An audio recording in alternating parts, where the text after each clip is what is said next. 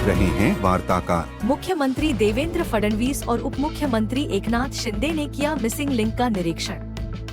नवंबर तक Mumbai Pune missing link को चालू करने के आदेश। राज्य के मुख्यमंत्री देवेंद्र फडणवीस और उप मुख्यमंत्री एकनाथ शिंदे ने रायगढ़ क्षेत्र में मुंबई पुणे एक्सप्रेसवे पर मिसिंग लिंक का निरीक्षण किया। यह मिसिंग लिंक इंजीनियरिंग का एक अद्भुत नमूना है और इससे मुंबई पुणे की यात्रा का समय आधे घंटे कम हो जाएगा। मुंबई पुणे एक्सप्रेसवे का यह खंड, जो सबसे अधिक भीड़ भाड़ वाला है, बाईपास किया जाएगा।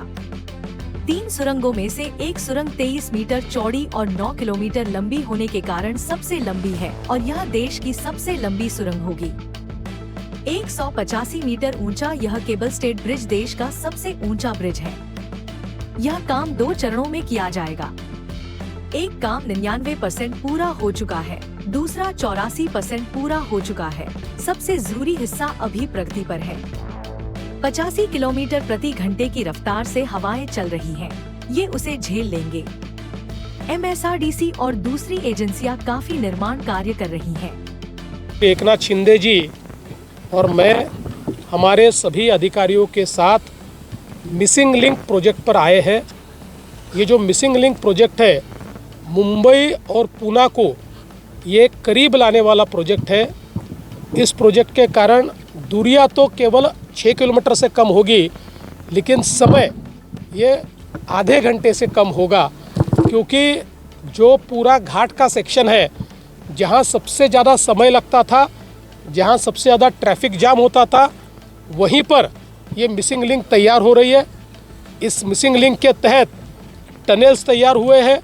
इसमें से एक टनल देश का सबसे लंबा टनल है, करीब 9 किलोमीटर का।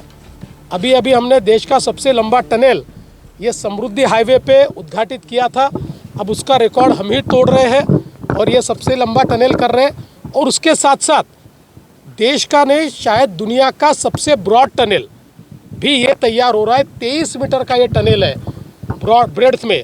तो दुनिया का सबसे जो ब्रेड्थ में बड़ा है, इस प्रकार का सबसे ब्रॉड टनल हम लोग यहाँ पर तैयार कर रहे हैं। उसके साथ साथ यहाँ पर जो केबल स्टेड ब्रिज तैयार हो रहे हैं, वो भी इंजीनियरिंग मार्वल है, क्योंकि इसमें से जो सबसे लंबी हाइट है वो 185 मीटर की है, जो देश में एक नया रिकॉर्ड स्थापित कर रही है।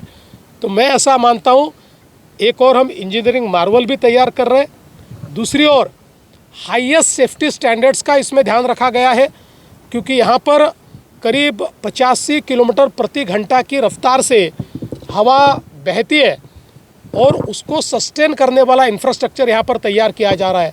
मैं विशेष रूप से जो हमारे कॉन्ट्रैक्टर्स हैं और जो यहाँ के कामगार हैं, उनको बधाई देना चाहता हूँ, क्योंकि ऐसी वेलोसिटी में काम करना ये नियर टू इम्पॉसिबल है, लेकिन वो लोग लगातार ये काम करते आए हैं और अब ये करीब 94% ये काम पूरा हो चुका है।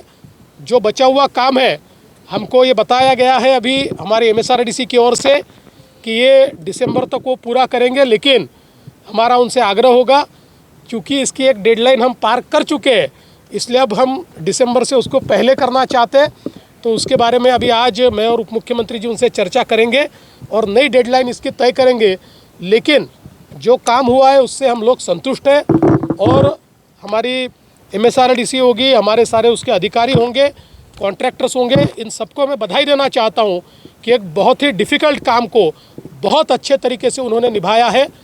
इसके कारण मुंबई पुणे के बीच जो एक इकोनॉमिक कॉरिडोर हमको तैयार करना था, उसकी ये मिसिंग लिंक है। इस लिंक के कारण मुंबई पुणे इतने पास आ रहा है कि पुणे के लोग नवी मुंबई के एयरपोर्ट पर 1 घंटे में पहुंच पाएंगे। तो एक नई इकोनॉमिक इकोसिस्टम इसके कारण तैयार हो रही है, इसलिए मैं सभी को बहुत बहुत बधाई देता हूँ।